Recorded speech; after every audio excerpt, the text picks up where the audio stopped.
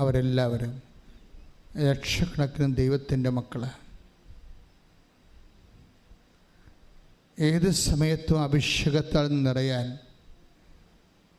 ഉടമ്പടി ആരാധനയെ ദൈവം സ്വർഗത്തിൻ്റെ ഉപകരണമാക്കിയിരിക്കുന്ന കൈയടിച്ച് കർത്താവ്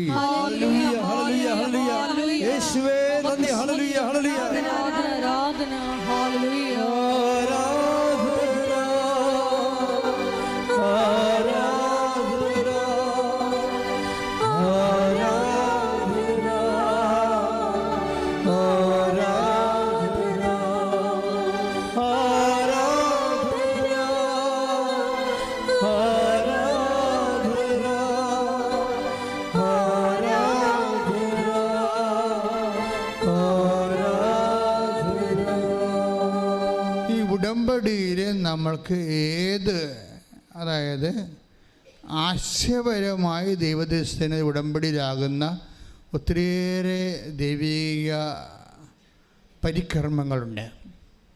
ആശയപരമായി നമ്മളിപ്പോൾ വരുമ്പോൾ പ്രായോഗികമായി ഉടമ്പടിയിലാകുകയാണ്. ആശയപരമായ ഉടമ്പടിയിലാകുന്നതും ദൈവം അംഗീകരിക്കുന്ന ഒരു ദൈവികമായ അടയാള പദ്ധതിയാണ്. കാരണം ഈ ദിവസങ്ങളിൽ ഒരു സാക്ഷ്യം ഉണ്ടായി. തൃശ്ശൂരിൽ നിന്ന് സവിത എന്നൊരു മോള് സാക്ഷ്യം പറഞ്ഞു. അപ്പോൾ അവരുടെ പ്രശ്നമെന്ന് പറയണത് മാരകമായ വയറുവേദനയുടെ മകന്, അവന് 2ാം ക്ലാസ്സിൽ പഠിക്കുന്ന കൊച്ചാണ്. മാരകമായ വയറുവേദന എന്ന് വെച്ച് കഴിഞ്ഞാൽ വയറുവേദന വന്നാൽ നിൽക്കത്തില്ല, ഒരു ഭക്ഷണവും കഴിക്കാൻ പറ്റത്തില്ല. തന്നെയാണ് അമ്മ മക്കളെ കൊണ്ട് നടക്കണത്. അപ്പോൾ അതുപോലെ ഈ കുഞ്ഞിന് സങ്കടവും ഭക്ഷണവും കഴിക്കാൻ പറ്റാത്ത അവസ്ഥയപ്പോൾ അമ്മയുടെ ജീവിതം തീർന്ന് ഇവനോ ഓർത്തിട്ടുള്ള വിഷമവും വേവലാതിയുമായിട്ട് ജീവിക്കുകയാണ്. അത് നിങ്ങൾക്കൊക്കെ പെട്ടെന്ന് മനസ്സിലാവും അത് കേട്ട് കഴിഞ്ഞാൽ. നിങ്ങൾ മക്കൾക്ക് രോഗം വരുമ്പോൾ, പക്ഷെ അത് മാറാത്ത രോഗങ്ങളൊക്കെ വരുമ്പോൾ നമുക്കിപ്പോൾ മാറും, ഏതെങ്കിലും മരുന്ന് കഴിച്ചാൽ മാറും എന്നൊക്കെ ഒരു ഉറപ്പുണ്ടെങ്കിൽ ഉറപ്പ് പോയി. അതോടുകൂടി ഇവരുടെ പിടിവിട്ടുപോയി. നമ്മളെപ്പോഴും നമ്മൾ ശ്രദ്ധിക്കേണ്ട കാര്യമാണ്, പിടിവിട്ടു പോകുന്ന ഒരവസരം വരും. പിടിവിട്ട് ജീവിതത്തിലുണ്ടാവും. ഉടമ്പടിയിലായിരിക്കുമ്പോഴും ഉണ്ടാവും, ഉടമ്പടിക്ക് മുമ്പും ഉണ്ടാവും. പിടിവിട്ട് പോകുമ്പോൾ എനിക്ക് തോന്നുന്നു വിശ്വാസികളുടെ ഒരു പ്രശ്നമെന്ന് വെച്ച് കഴിഞ്ഞാൽ, വിശ്വാസികളുടെ ഒരു ഗുണമെന്ന് പറയണത്, നിങ്ങൾ പിടിവിട്ട് പോകുമ്പോൾ എല്ലാം തീർന്നെന്നല്ല വിചാരിക്കേണ്ടത്. ഞാനൊരു എപ്പോഴും നിങ്ങൾ പറയും 21 ലക്ഷം ആൾക്കാരെ കണ്ണുനീര് നേരെ കേട്ടിട്ടുള്ള ആളാണ്. അപ്പോൾ എനിക്ക് ലക്ഷക്കണക്കിന് മനുഷ്യർ 10-32 വർഷമായി ഞാൻ ഈ ശുശ്രൂഷ തുടങ്ങിയിട്ട്. അപ്പോൾ പിടിവിട്ട് പോകുമ്പോൾ നിങ്ങൾ ഓർക്കരുത്, എൻ്റെ പിടിവിട്ട് പോകുമെന്ന് ഓർക്കരുത്. പിടിവിട്ട് പോകുമ്പോൾ കർത്താവ് എൻ്റെ കയ്യെ പിടിച്ചിരിക്കണം എന്ന് ഓർക്കണം. കൈയിട്ടിച്ച് ശ്രദ്ധിക്കണ്ടല്ലേ.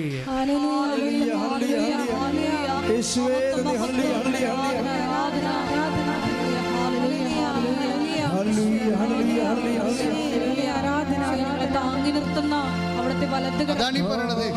He have uphold me in the victorious with the victorious right hand. Take the word of God, Isaiah 41:10. അതാണ് അവൻ്റെ വലത് കരത്താൽ അവൻ എന്നെ താങ്ങി നിർത്തിയിരിക്കുന്നുവെന്ന്.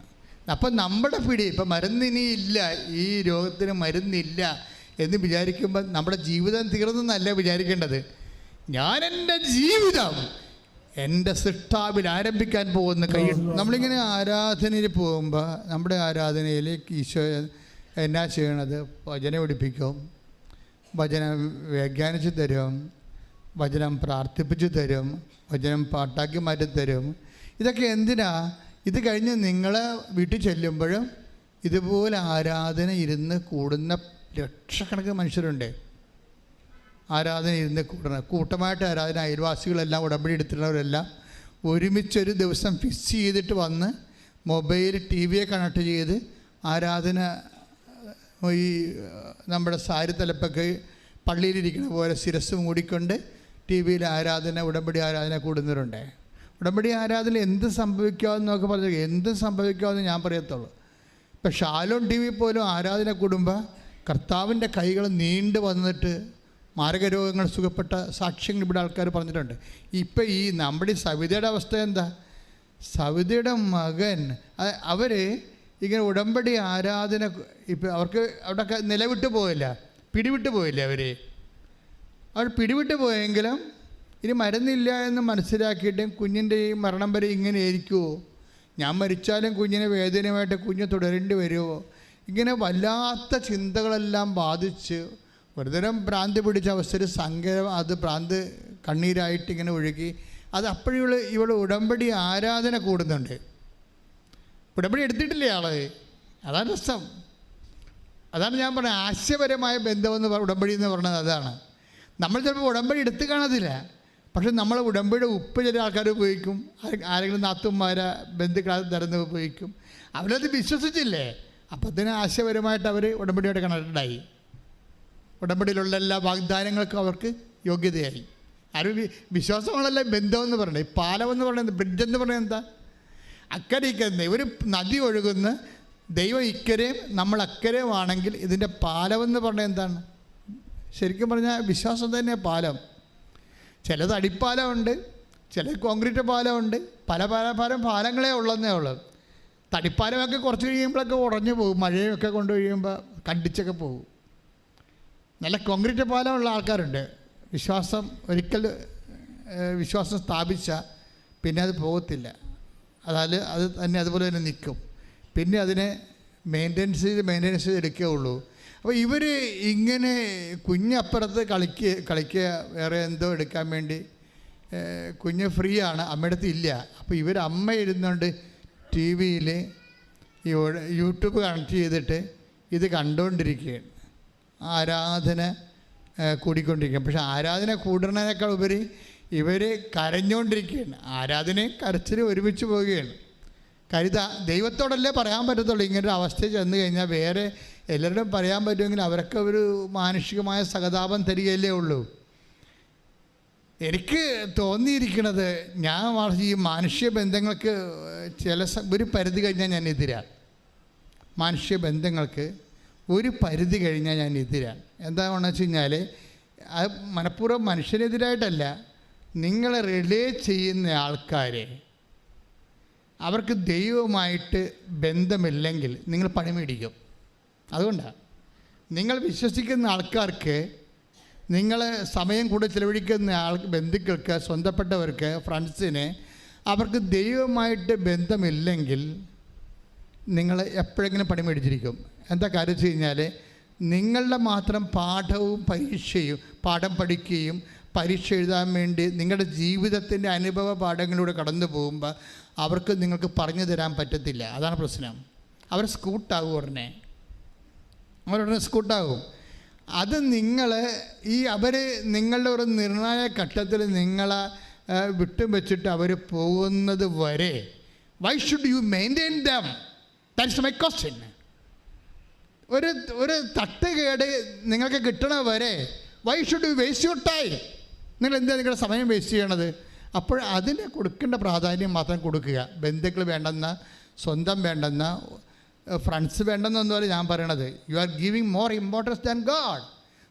നിങ്ങളുടെ പ്രാർത്ഥനയെ നശിപ്പിക്കുന്ന, പ്രാർത്ഥനാ ജീവിതത്തെ നശിപ്പിക്കുന്ന, വിശ്വാസ ജീവിതത്തെ ക്വസ്റ്റ്യൻ ചെയ്യുന്ന, നിങ്ങൾ ദൈവത്തെ വളരാൻ നിങ്ങൾ അനുവദിക്കാത്ത ഒരു പിശാചിനെ, അവനത്തെ ബന്ധുവോ സ്വന്തമായിട്ട് എന്തിനാണ് തൂങ്ങിക്കൊണ്ട് നടക്കുന്നത്? അവിടുന്ന് അവരെ വിട്ടേക്കൂ എന്ന് കർത്താവ് പറഞ്ഞില്ലേ? അവരെ വിട്ടേക്കൂ. എന്താണ് കാരണം? അവർ അന്ധരെ നയിക്കുന്ന അന്ധരാണ്. ആധ്യാത്മിക ജീവിതം, ക്രിസ്തുവുമായുള്ള ജീവിതം കുറേ ആൾക്കാരെ വിടാതെ പറ്റത്തില്ല. Take the bed of God. അവരെ വിട്ടേക്കും. ശ്രദ്ധിക്കണ്ട. മത്തായി 15:14 അവരെ വിട്ടേക്കൂ. അവർ അന്ധരെ നയിക്കുന്ന അന്ധരാണ്. അന്ധനെ നയിച്ചാൽ ഇരുവരും കുഴിയിൽ വീഴും. അപ്പൊ ഇങ്ങനെയൊക്കെയുള്ള ചിലപ്പോൾ നിങ്ങളുടെ കൂടെ ദൈവത്തിൽ നിങ്ങളെ വളർത്താത്ത, ദൈവത്തെ കാണാത്ത എല്ലാ മനുഷ്യരും അന്ധരാ. സംശയമുണ്ടോ?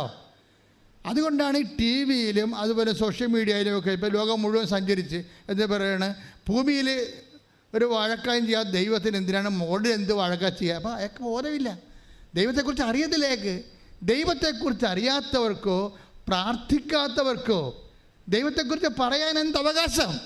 അത് പ്രാർത്ഥിക്കുന്നവരുടെ, വിശ്വസിക്കുന്നവരുടെ അവകാശമാണ് ദൈവത്തെക്കുറിച്ച് പറയുക. ശ്രദ്ധിക്കട്ടെ, കൂടുതൽ അടുക്കാൻ വേണ്ടി. അപ്പോൾ ഈ ചേച്ചി എന്താ ചെയ്യണേ? ഇപ്പം മകൻ്റെ കാര്യം ജീവിതത്തിൽ പിടിവിട്ടു പോയ അവസ്ഥയെ ഇനി എന്ത് എന്ന് ഷി ഹാസ് നോ ഐഡിയ. ഇനി എവിടെയാണ് പോകേണ്ടതെന്ന്, റിലേ ചെയ്യേണ്ടതെന്ന്, ആശ്രയം വെക്കേണ്ടതെന്ന് അറിയാതെ അന്താളിപ്പും അമ്പരപ്പുമായിട്ട് ഈ ഒരമ്മ വേദന കൊണ്ട് ആരാധന കൂടുകയാണ്. കൂടുന്ന സമയത്ത് പെട്ടെന്ന് അപ്പുറത്തെ മുറിയിൽ എന്തോ എടുക്കാൻ പോയ മകൻ പെട്ടെന്ന് ഓടി വന്ന് ഇവരുടെ മടി കയറിയിരിക്കും. ഈ 7ാം ക്ലാസ്സുകാരൻ, അമ്മ എൻ്റെ വയറുവേദന പോയെന്ന് പറഞ്ഞു. പെട്ടെന്ന് അതെന്താ? അപ്പം ഇവർ നിങ്ങളിപ്പോൾ കൈയെടുത്തില്ലേ, അവരത് വിശ്വസിച്ചില്ല. കാര്യം എന്താണ്? ഇവനിങ്ങനെ ഇടയ്ക്ക് വേദന വരാതിരുന്നിട്ട് പിന്നീട് വൈകുന്നേരം ആകുമ്പോൾ കിടന്ന് പോകാൻ തുടങ്ങും. അമ്മേ വേദനേ എന്ന് പറഞ്ഞ് പോകാൻ തുടങ്ങും. അതുകൊണ്ട് അവർക്കൊരു സന്തോഷം ഉണ്ടായില്ല. അപ്പോൾ ഇല്ലമ്മ എനിക്കിനി വേദന വരത്തില്ല. അപ്പോൾ ഇവന് ഉള്ളിൽ ബോധമുണ്ടായി. അത് ദൈവം കൊടുത്ത ഒരു ബോധമാണ്, ഇനി അവന് വേദന വരത്തില്ലെന്ന്. അവനെ പറയാൻ കാര്യം അപ്പോൾ എന്ത് സംഭവിച്ചിട്ടെന്ന് അമ്മ ചോദിക്കും. അപ്പോൾ പറയും, അമ്മ ഇവിടെ ആരാധന കൂടിയില്ലേ, അമ്മ കരഞ്ഞുകൊണ്ടിരുന്നല്ലേ ആരാധന കൂടിയത്. അപ്പോൾ ഒരു കൈ എൻ്റെ അടുത്ത് വന്ന് എന്നിട്ട് എൻ്റെ വയറേൽ ഇങ്ങനെ തടയി ഇറക്കി. പിന്നെയും 3 പ്രാവശ്യം മുഴച്ചു വന്നപ്പോൾ ഈ 3 പ്രാവശ്യവും ഈ കൈ വന്ന് എൻ്റെ വയറിൽ നിന്ന് തടയി ഇറക്കി. എനിക്കപ്പോൾ വേദന പോയി, ഇനി എനിക്ക് വേദന വരത്തില്ല. ശ്രുതികട ഹല്ലേലൂയ. ഉടമ്പടി എടുത്തില്ല. അപ്പോൾ അമ്മ, എന്നിട്ട് ഈ മകൻ അമ്മയോട് പറയും, അമ്മ ഇനി എനിക്ക് ഭക്ഷണം താ, എല്ലാ ഭക്ഷണവും താ, ഞാൻ കഴിക്കാമെന്ന് പറയും. ഇവന് ആന്തരികമായ ബോധ്യം കിട്ടി. അപ്പോഴമ്മ ഇവൻ്റെ സന്തോഷം കണ്ടിട്ട് അമ്മയ്ക്കും തോന്നി എന്തോ സംഭവിച്ചിട്ടുണ്ട്, കർത്താവിൻ്റെ മകനെ തൊട്ടിട്ടുണ്ട്, അമ്മ എൻ്റെ മകനെ തൊട്ടിട്ടുണ്ടെന്ന് തോന്നി. ഉടനെ ഇവൻ അന്ന് മുതൽ ഭക്ഷണമെല്ലാം കൊടുക്കാൻ തുടങ്ങി. ഇന്ന് വരെ അവനൊരു വേദനയുമില്ല, എല്ലാ ഭക്ഷണവും കഴിക്കുന്നുണ്ട് അവൻ. അതെന്താ സംഭവം? അത് ആശയപരമായ ഉടമ്പടിയാണ്. ഉടമ്പടിയുടെ ഭാഗമായി ഉടമ്പടി ആരാധന കണ്ടുകൊണ്ടിരിക്കുമ്പോൾ അതിലിവർ വിശ്വാസം നിക്ഷേപിക്കും. ഇവരിവിടെ വന്നിട്ടില്ല, അവർ ഉടമ്പടി ആരാധനയിൽ ആൾക്കാർ പറഞ്ഞു കേട്ടിട്ടുണ്ട് കർത്താവ് പ്രവർത്തിക്കുമെന്ന്. അപ്പോൾ അതിൽ വിശ്വസിക്കുകയാണ്. അമ്മ അതിൻ്റെ അകത്ത് അക്കൗണ്ട് ഓപ്പൺ ചെയ്ത് കഴിഞ്ഞപ്പോൾ എന്നാ പറ്റി? ദൈവം അത് മൊത്തമായിട്ട് അക്സെപ്റ്റ് ചെയ്തു.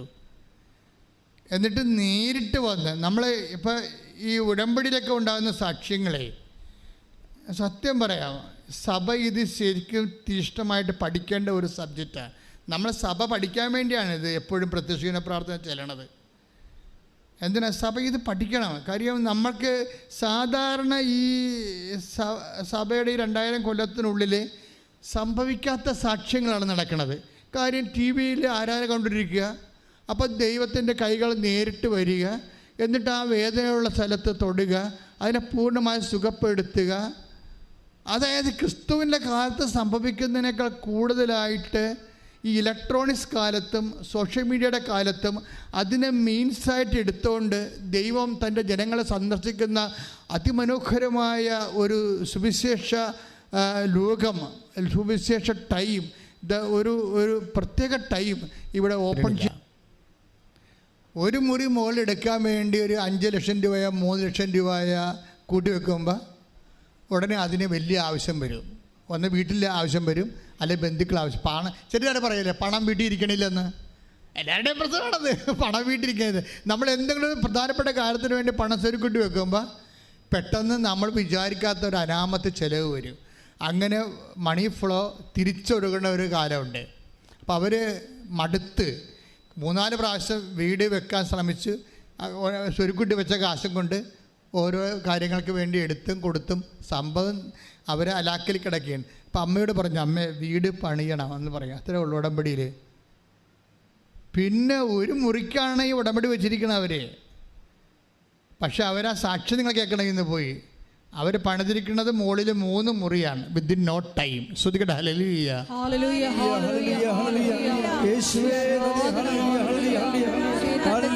ഇതൊക്കെ ഇങ്ങനെ ആൾക്കാരെ പറഞ്ഞ് പിരികേറ്റി ഉടമ്പടി എടുക്കാൻ വേണ്ടിയുള്ള എൻ്റെ ബിസിനസ് തന്ത്രമാണെന്ന്. അങ്ങനെയുള്ള ഇഡിയറ്റ്സ് ഉണ്ട്. അതെന്നുവെച്ചാൽ ഇതൊക്കെ അച്ഛനിങ്ങനെ, ഞാൻ പറഞ്ഞത് എന്താണ്, ജനങ്ങളുടെ അനുഭവങ്ങളല്ലേ പറയണത്. അപ്പം അവരോട് നമ്മുടെ എതിർക്കുന്നവർ പറയും ഇതൊക്കെ ഒറ്റപ്പെട്ട സംഭവമായിരിക്കുമെന്ന്. ഒറ്റപ്പെടലല്ല, 10 സാക്ഷ്യം വെച്ചാൽ ഒരു ദിവസം അപ്പ് ചെയ്യണത്. 10 സാക്ഷ്യം ഒരു ദിവസം അപ്പ് ചെയ്യും. 15 സാക്ഷ്യം ഒരു ക്ലസ്റ്ററായിട്ട് അപ്പ് ചെയ്യും. ദാറ്റ് മീൻസ് 25 സാക്ഷ്യം ഒരു ദിവസം. അപ്പോൾ നിങ്ങൾ ചിന്തിച്ചാൽ 10 ദിവസം ആകുമ്പോൾ 250 സാക്ഷ്യം, ഒരു മാസം 750 സാക്ഷ്യം. 750 കുടുംബങ്ങൾ പല പല ഘട്ടത്തിൽ രക്ഷപ്പെട്ടിരിക്കുന്നു. അതായത് ഇന്ന് വരെ മനുഷ്യൻ ആധ്യാത്മികമായിട്ടുള്ള ഇതുപോലെയുള്ള മാധ്യമങ്ങളിൽ ആശ്രയിച്ചിട്ട് ഇന്ന് വരെ കാണാത്ത അടയാളങ്ങളാണ് മനുഷ്യൻ കാണുന്നത്. അങ്ങനെ ആരും ഈ ഒറ്റപ്പെട്ട സംഭവമാണെന്ന് പറഞ്ഞിട്ട് ഒരു വിഡ്ഢിക്കും കൃപാസനത്തെ എഴുതി തള്ളാൻ പറ്റത്തില്ല. നിങ്ങൾ എന്ത് റാഷണലിസ്റ്റാണെന്ന് പറഞ്ഞാലും അതേസമയം തന്നെ മനുഷ്യൻ ഇന്ന് ദൈവത്തിൽ സത്യസന്ധമായിട്ടാണ് നീ വിശ്വസിക്കുന്നത് എങ്കിൽ വിശ്വസിക്കണമെന്ന് ഞാൻ പറഞ്ഞില്ലേ, പാലമാണ് വിശ്വാസം. അത് മരപ്പാലമുണ്ട്, കോൺക്രീറ്റ് പാലമുണ്ട്. അപ്പോൾ ദൈവം നോക്കണ ചവിട്ടിയാൽ കണ്ടിക്കണത് മഴ വന്നാൽ ഉറഞ്ഞു പോണ മരപ്പാലമല്ല. അതുകൊണ്ട് മരപ്പാലത്തെ കൂടി ദൈവം നിങ്ങൾ നടത്തുമ്പോൾ ഓർക്കണം, ഇത് മരപ്പാലം മാറ്റാൻ സമയമായി ഒടിഞ്ഞു പോയിട്ടുണ്ടെങ്കിൽ. കഴിഞ്ഞ ദിവസങ്ങളിൽ വേറെ ഒരു സാക്ഷ്യം വന്ന്, ആ സാക്ഷ്യം പ്രിൻസിൻ്റെ സാക്ഷ്യമാണ്. ഇപ്പം തന്നെ 10-60,000 പേര് ആ സാക്ഷ്യം കണ്ടു കഴിഞ്ഞ്. പ്രിൻസിൻ്റെ വിഷയം എന്താണെന്നറിയാമോ? പ്രിൻസിൻ്റെ വൈഫ്, അവരുടെ പേര് സൗഭാഗ്യം. പ്രിൻസിൻ്റെ പാലക്കാട്ടുകാരാണ്. പ്രിൻസിൻ്റെ വൈഫ് സൗഭാഗ്യ പ്രിൻസിനോട് പറഞ്ഞ് നമുക്കൊന്ന് കൃപാസനത്തിൽ പോവുക. എന്താണ് നടക്കാത്ത എല്ലാ കാര്യവും അവിടെ ചെന്നാൽ മാതാവ് നടത്തുമെന്ന് പറഞ്ഞപ്പോൾ ചിരിച്ച് കളഞ്ഞു. എന്ത് വിഡ്ഢിയാണ്, പെണ്ണുങ്ങളല്ലെങ്കിലും ജന്മനായ വിഡ്ഢികളാണെന്ന് ചിന്തിക്കുന്ന ഒരാളാണ് ഈ പ്രിൻസ്. എന്ന് കഴിഞ്ഞാൽ അവരെന്താ പറയണത്, നമുക്കൊന്ന് കൃപാസനത്തിൽ പോകാം, നടക്കാത്ത എല്ലാ കാര്യങ്ങളും അവിടെ മാതാവ് നടത്തുന്നുണ്ട്. പക്ഷേ വൈഫ് ഇവർ തമ്മിൽ നല്ല ടേംസാണ്. അത് കാരണം പറയും എനിക്ക് വിശ്വാസമൊന്നുമില്ല, നിൻ്റെ കൂടെ ഞാൻ വരാമെന്ന് പറഞ്ഞു.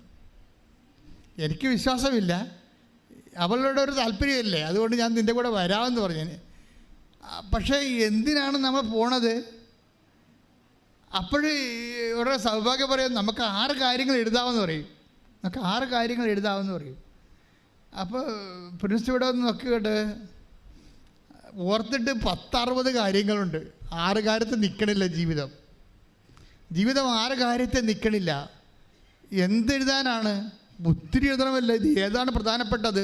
ഒന്നാമത് എഴുതേണ്ട ഏതാണ്, രണ്ടാമത് എഴുതേണ്ട ഏതാണ്ട് ഒന്നും എഴുതി കൺഫ്യൂഷനായപ്പോൾ പുള്ളിക്കാരൻ 3 കാര്യം മാത്രം എഴുതി. ഒറ്റ വരിയിൽ 3 കാര്യം എഴുതി.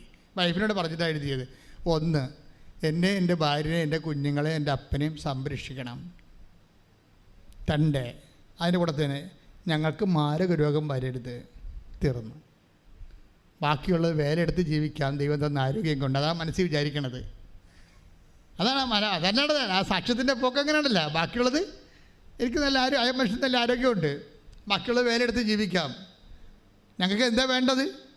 എൻ്റെ അപ്പനും എൻ്റെ അമ്മയ്ക്കും എൻ്റെ ഭാര്യയ്ക്കും എൻ്റെ കുഞ്ഞിനും സംരക്ഷണം വേണം. 2ാമത് എന്താണ്? ഞങ്ങൾക്ക് മാരക രോഗങ്ങളൊന്നും വരരുത്. പക്ഷെ അത് നല്ല എനിക്കൂടെ അത് എല്ലാവരും എഴുതണമെന്ന് എനിക്ക് തോന്നണം കേട്ടോ. ഇന്നത്തെ കാലത്ത് ഏറ്റവും വലിയൊരു ഇൻഷുറൻസാണത് മാതാവിനോടൊക്കെ എടുക്കുന്നത്. എല്ലാവരും അത് എഴുതണമെന്ന് എനിക്ക് തോന്നണേ. സംരക്ഷണം. പിന്നെ ഇത്ര എഴുതി ഉള്ള വിശ്വാസം വെച്ച് ഉടമ്പടി ചെയ്ത് വീട്ടിൽ ചെന്ന് ഇവർ പ്രത്യക്ഷയുടെ പ്രാർത്ഥന. സൗഭാഗ്യം എന്ന് പറയണത് നമ്മൾ പറയും ഒരു പ്രത്യക്ഷ കാരണം. ഇപ്പം ഇന്നലെ ഒരു പൂർണിമ അങ്ങനെ ഇതൊരു പെങ്കൊച്ച് സാക്ഷ്യം ഹരിപ്പാടെന്നും 5 മണിയെന്നും പറഞ്ഞ ഒരു സമയമുണ്ടെങ്കിൽ ഞാൻ പ്രത്യക്ഷീകരണ പ്രാർത്ഥന ചൊല്ലിയിരിക്കുമെന്ന് പറയും. അത്രയും കട്ടൻ്റായിട്ടാണ് അവർ പ്രത്യക്ഷ പ്രാർത്ഥനയാണല്ലോ ഇതിൻ്റെ ആത്മാവെന്ന് പറയണത്. ഉടമ്പടി ആക്ടിവേറ്റ് ചെയ്യണത് ആദ്യത്തെ താക്കോലെന്ന് പറയുന്നത് പ്രത്യക്ഷീകരണ പ്രാർത്ഥനയാണ്. അതാണ് ആദ്യമേ നമ്മൾ വെളുപ്പിനെ പ്രത്യക്ഷീകരണ പ്രാർത്ഥന. കാര്യം മാതാവിൻ്റെ പ്രത്യക്ഷീകരണം നമ്മൾ അംഗീകരിച്ചിട്ട് സഭ അത് അംഗീകരിക്കാൻ വേണ്ടിയുള്ള പ്രാർത്ഥന തുടങ്ങിയപ്പോഴാണ് ആ പ്രാർത്ഥനയായിട്ടാണ് മാതാവ് ഉടമ്പടി തരണത്. അപ്പോൾ ഉടമ്പടി നടക്കുന്ന എല്ലാ കാര്യവും പ്രത്യക്ഷത്തിലേക്കാണ് പോണത്, പ്രത്യക്ഷീകരണത്തിലേക്കാണ് പോണത്. പ്രത്യക്ഷീകരണത്തിൻ്റെ സ്ഥിരീകരണമായിട്ടാണ് ഇത് വരണത്, ഉടമ്പടിയുടെ ഓരോ സാക്ഷ്യവും വരണത്. അപ്പോഴേ നമ്മുടെ സൗഭാഗ്യം ഇത് പറയണത് അവൾ ഒരു പ്രത്യക്ഷീകരണ പ്രാർത്ഥനയല്ല ചെയ്യണത്, അവൾ 53 പ്രത്യക്ഷീകരണ പ്രാർത്ഥന ചൊല്ലും. അതെന്താ? ഞങ്ങൾ ഇവിടുന്ന് പറയണത് ഒന്നാണ്, ഇവർ വീട്ടിൽ ചെല്ലുമ്പോൾ 53 ആക്കും എന്ന് പറഞ്ഞ് നിങ്ങളെ വീട്ടിൽ ഇപ്പോൾ 53 ആക്കരുത് കേട്ടോ. അവസാനം പ്രാർത്ഥന നിങ്ങൾക്കൊരു ഭാരമായിട്ട് വരും. മറ്റുള്ളവരെയൊക്കെ അനുകരിച്ച് പ്രാർത്ഥനയുടെ എണ്ണം കൂട്ടിയാൽ അത് ഭാരമായി. സൗഭാഗ്യക്ക് അത് അഭിഷേകമാണ്, മറ്റുള്ളവർക്ക് അതൊരു ഭാരമായിട്ട് വരും. കാരണം ദൈവത്തിൽ നിന്നൊരു അഭിഷേകം കിട്ടിയാൽ യു ക്യാൻ ഡു ഇറ്റ്. അപ്പോൾ നമുക്ക് ഭാരപ്പെടത്തില്ല. ദൈവം അത് അക്സെപ്റ്റ് ചെയ്തിട്ട് നീ എഴുതിക്കോ, നീ 53 ചൊല്ലിക്കോ എന്ന് പറഞ്ഞ് ദൈവം അവനൊരു അഭിഷേകം കൊടുത്താൽ അത് ലൈറ്റ് വെയ്റ്റായിട്ട് പോകും. ലഘൂകരിച്ച് പോയാൽ നമുക്കൊരു ഭാരപ്പെടാതെ നമുക്കത് ചെല്ലാൻ പറ്റും. ഭാരപ്പെട്ടിട്ട് ഒരു ആധ്യാത്മിക കാര്യവും ചെയ്യരുത്. കാര്യം നിങ്ങൾ ചെയ്യേണ്ട ഭാരമില്ലാതെ ചെയ്യാൻ വേണ്ടി പ്രാർത്ഥിക്കണം. നിങ്ങൾ ചെയ്യണ ഉടമ്പടിയുടെ ഓരോ കാര്യത്തിനും ഭാരം വെച്ചിട്ടാണ് തന്നിരിക്കുന്നത്. ഭാരമുണ്ട്. ഇപ്പം പത്രം കൊടുക്കാൻ ഭാരമില്ലേ? വെയിലത്ത് നടക്കണം. ചിലപ്പോൾ ആൾക്കാർ തോന്നിയ ദിവസം പറയും, ചില ആൾക്കാർ ആക്ഷേപിക്കും. ഭാരമുണ്ട്. ഇത് ഭാരം വെച്ചാൽ തന്നിരിക്കണതെല്ലാം എന്ന് വെച്ച് കഴിഞ്ഞാൽ വിശ്വാസം ഉള്ളവൻ മാത്രമേ അത് ചെയ്യാവൂ. വായി നോക്കികളൊന്നും ഉടമ്പടി എടുക്കരുതെന്ന് തന്നെ ഉദ്ദേശമാണ്. കാരണം ഉടമ്പടി എന്ന് പറയുന്നത് ഇറ്റ്സ് എ ബൈലാറ്ററൽ എഗ്രിമെൻറ്റ്. ദൈവവും നമ്മൾ തമ്മിലുള്ള വ്യക്തിപരമായ ബന്ധമാണ്. അപ്പോൾ ദൈവത്തോട് വ്യക്തിപരമായ ബന്ധം ഉണ്ടാകണമെങ്കിൽ കപ്പാസിറ്റി ഉള്ള ആളായിരിക്കണം ആ ഉടമ്പടിയിൽ നിൽക്കേണ്ടത്. അതുകൊണ്ട് ഭാരപ്പെട്ട കാര്യങ്ങളാണ് ഇതിലുള്ളതെല്ലാം, ഭാരമില്ലാത്ത കാര്യങ്ങളില്ല. ദൈവസ്നേഹം കൂടിയാൽ മാത്രമേ ഭാരം കുറയത്തുള്ളൂ. അതാണ് സംഭവം. ഈ ഭാരമുണ്ട്, നിങ്ങൾക്ക് ഭാരമാണ് എന്ന് പറയുമ്പോൾ അതിൻ്റെ അർത്ഥം ഭാരമായിട്ടല്ല, നിങ്ങൾ ദൈവസ്നേഹം കുറവാണെന്നാണ്. അപ്പോൾ ദൈവസ്നേഹം കുറഞ്ഞാൽ നമ്മൾ എന്ത് ചെയ്യും? നമുക്ക് ദൈവസ്നേഹം കുറഞ്ഞു പോയി നമ്മൾ ഉടമ്പടി ആക്ടിവേറ്റ് ചെയ്യാൻ നമുക്ക് ഭാരമായി എന്ന് കണ്ടാൽ വാട്ട് യു വിൽ ഡു? അത് സിമ്പിളാണ്. അതായത് ദൈവസ്നേഹം നിങ്ങൾക്ക് കുറഞ്ഞു പോയി, നിങ്ങൾക്ക് ഉടമ്പടി വിഷയങ്ങൾ ഭാരമാണെന്ന് വിചാരിച്ചു. അങ്ങനെയാണെങ്കിൽ കരകയറാൻ എന്താ മാർഗം? നിങ്ങൾക്ക് ദൈവസ്നേഹം കൂട്ടാൻ പറ്റും. ദൈവസ്നേഹം എങ്ങനെ കൂട്ടും? നമ്മൾ ദൈവസ്നേഹം കൂട്ടണമെങ്കിൽ ദൈവം പറഞ്ഞ കാര്യങ്ങളൊക്കെ നോക്കി വെക്കണം. എന്നിട്ട് ജീവിതത്തിൽ അത് മാത്രം ചെയ്തുകൊണ്ടിരിക്കണം. നിങ്ങളൊന്ന് ചിന്തിച്ച് നോക്കിക്കേ. ഇപ്പോൾ 1 യോഹന്നാൻ 2:5 എടുത്തേ. ശ്രുതിക്കട്ടെ. ഹല്ലേലൂയ ഹല്ലേലൂയ ഹല്ലേലൂയ ഹല്ലേലൂയ ഹല്ലേലൂയ ഹല്ലേലൂയ യേശുവേ നന്ദി. ഹല്ലേലൂയ. യോഹന്നാൻ 2:5. 1 യോഹന്നാൻ 2:5. എന്നാൽ അവന്റെ വചനം പാലിക്കുന്നവനിൽ സത്യമായും ദൈവസ്നേഹം പൂർണ്ണത പ്രാപിച്ചിരിക്കുന്നു. അതാണ് സംഭവം. അപ്പം ദൈവസ്നേഹത്തിന് ഹാഫുണ്ട്, ഒരു ക്വാർട്ടറുണ്ട്, ഒരു ഹാഫുണ്ട്, ഒരു മുക്കാലുണ്ട്, ഒരു ഫുള്ളുണ്ട്. അപ്പോൾ ഈ ദൈവസ്നേഹത്തിൻ്റെ ഫുള്ളിലേക്ക് എങ്ങനെയാണ് വരണത്? എന്തെന്നാൽ പറഞ്ഞേ, ചെറുതി പറ. എന്തെന്നാൽ അവന്റെ വചനം പാലിക്കുന്നവനിൽ ദൈവസ്നേഹം പൂർണ്ണമായിരിക്കുന്നു. അപ്പം അവന്റെ വചനം പാലിക്കുന്നതിലാണ്, അല്ലാതെ വായിക്കുന്നതിലൊന്നുമല്ല, എഴുതുന്നതിലൊന്നുമല്ല. നമ്മൾ ചില ആൾക്കാരൊക്കെ വചനമൊക്കെ 90 പ്രാവശ്യം 900 പ്രാവശ്യമൊക്കെ എഴുതണമെന്ന് എഴുതിക്കോ, അതല്ല പ്രശ്നം. ദൈവസ്നേഹം പൂർണ്ണമാകുന്നത് അത് പാലിക്കുന്നതിലാണ്. 1 യോഹന്നാൻ 2:5 എന്ന് പറഞ്ഞ്. എന്തെന്നാൽ അവന്റെ വചനം പാലിക്കുന്നവനിൽ ദൈവസ്നേഹം പൂർണ്ണമായിരിക്കുന്നു. അവന്റെ വചനം പാലിക്കുക എന്ന് വെച്ചാൽ അതിൻ്റെ അർത്ഥം എന്താണ്? ഉടമ്പടി ജീവിക്കുക എന്നാണ്. അവൻ പറയണ പോലെ ചെയ്യുക. ഇറ്റ്സ് ക്ലിയർ അല്ലേ? അവൻ 2:5 അവൻ പറയണത് പോലെ ചെയ്യും. അതുകൊണ്ടാണ് ഈ ഉടമ്പടിക്കുള്ള പ്രത്യേകത. ഒരു മനുഷ്യന് ദൈവസ്നേഹം പൂർണ്ണമാകാൻ ഏറ്റവും നല്ലത് അവൻ ഉടമ്പടി ജീവിക്കണതാണ്. കൈയടിച്ച് ശ്രുതിക്കട്ടെ. ഹല്ലേലൂയ. ഉടനെ ടക്ക് എന്ന അടയാളം പ്രത്യക്ഷപ്പെടും. ഉടമ്പടി ഇത്രയും ആൾക്കാർ സാക്ഷ്യം അടയാളം പറയുന്നതിൻ്റെ കാരണം അതാണ്. ഇപ്പം തന്നെ നമ്മുടെ ഈ പ്രിൻസിനെ എടുക്കാം. പ്രിൻസ് ഉടമ്പടി എടുത്ത് പോയി പെട്ടെന്ന് 40 കൊല്ലമായിട്ട് ഒരു മലമണ്ടേ താമസിക്കുന്ന ആളാണ്, പാലക്കാട്. 40 കൊല്ലമായി. അപ്പന് അവിടെയാണ്. അപ്പം പ്രിൻസിന് 10-30 വയസ്സ് പോലും ഇല്ല, അത്രേ ഉള്ളൂ. അപ്പനുണ്ട്. അപ്പം അവരവിടെ 40 കൊല്ലം താമസിക്കും, ഒരു പ്രശ്നമില്ല. ഉടമ്പടിയിൽ എടുത്തിരിക്കുന്ന കാര്യങ്ങൾ ഒന്നെന്താണെന്നറിയാവോ? ഒന്നെന്താണ്? ഞങ്ങൾക്ക് സുരക്ഷിതത്വം വേണം, മാരക രോഗങ്ങൾ ഉണ്ടാവരുത്. ഒരു കാര്യം കൂടി വെച്ചിട്ടുണ്ട്. എന്താ? ഞങ്ങൾക്കൊരു വീട് വേണം. വീടില്ല, ഉറഞ്ഞ വീടാണ്. വർഷങ്ങളായിട്ട് മലമണ്ട് ഉറഞ്ഞ വീട്ടിൽ താമസിക്കുക. അത് വെച്ചിട്ടുണ്ട് അവൻ. അപ്പോൾ എന്ത് ശാസ്ത്രം ചെല്ലുമ്പോൾ തന്നെ നമ്മൾ സംഭവിക്കണത് ഇങ്ങനെ എന്തിനാ ഉടമ്പടി അവർ പതുക്കെ ഉടമ്പടി പ്രകാരം ജീവിച്ചങ്ങനെ പോവുകയാണ്. ഭാര്യയും അവിടെ വിജയം എന്ന് പറയുന്നത് ഭാര്യയും ഇടിവെട്ട് ഉടമ്പടിയാണ്, ഭർത്താവ് പക്ക ഉടമ്പടിയാണ്. ഭാര്യയാണ് മോട്ടിവേറ്റർ ഭർത്താവിന്. അതുകൊണ്ട് അവർ സത്യസന്ധമായിട്ട് പ്രിൻസിൻ്റെ വർത്തമാനം കേൾക്കുമ്പോൾ നമുക്ക് അറിയാൻ പറ്റും. നല്ല അജാനബാഹുവായ മനുഷ്യരുടെ, അതായത് സംസാരം കേൾക്കുമ്പോൾ അറിയാൻ പറ്റും അയാൾ സിൻസിയറാണ് ഉടമ്പടിയോടൊന്നും. പുള്ളിക്കാരൻ ബൈക്കിന് വന്നപ്പോഴേ, രാത്രി ബൈക്കിന് വന്നപ്പോൾ അപ്പം പറഞ്ഞു, എടാ മകനെ ഇവിടെ ഭയങ്കര മഴയാണ്, മകനെ അത് ഭയങ്കര മഴയാണ്. ഇത് അതായത് കുറേ ദിവസമായിട്ട് അവിടെ 10 ദിവസമായിട്ട് മഴ ഉണ്ട്, പക്ഷേ സന്ധ്യയായപ്പോൾ മഴ കൂടി, വല്ലാത്ത മഴയായി. അപ്പോൾ അവൻ വന്നിട്ട് നിൻ്റെ വണ്ടി പുറത്ത് നമ്മുടെ അയൽവാസികളുടെ വീട്ടിൽ വെച്ചിട്ട് 400 മീറ്റർ അകലെയാണ് അയൽവാസി ഉള്ളത്. പാലക്കാടുകാർക്ക് അറിയാമല്ലോ, അകലെയാണ് മനുഷ്യർ താമസിക്കുന്നത്. അപ്പോൾ അവിടെ വെച്ചിട്ട് നീ തോട് നീന്തി പോരാൻ പറഞ്ഞു. തോടുണ്ട്, വീടിൻ്റെ വാതിക്കൽ കൂടി ഒരു തോടുണ്ട്. അപ്പോൾ ഇവനെങ്ങനെ പറഞ്ഞാലും ശരി അയൽവാസിയുടെ വീട്ടിൽ കൊണ്ട് വെക്കണമല്ലോ എന്നൊക്കെ വിചാരിച്ചിട്ട് നേരെ വണ്ടി ഓടിച്ചുകൊണ്ട് വന്ന് ആഴം കുറഞ്ഞ മണ്ണ് ചെളിയല്ല അതിൽ കൂടി ഓടിച്ച് വീട്ടിൽ കൊണ്ട് വെക്കുകയാണ് ചെയ്യണ വണ്ടി.